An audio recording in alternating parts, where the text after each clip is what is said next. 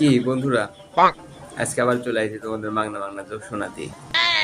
তো সেদিন রুগী গেছে ডাক্তারের কাছে, যায় বলতেছে যে ডাক্তার সাহেব আমার তো রাত্রি ঘুম হয় না। তো ডাক্তার কচ্ছে হ্যাঁ আপনার কি সমস্যা বলতেছেন আবার কম দেখি। তো কচ্ছে আমার তো রাত্রে ঘুম হয় না।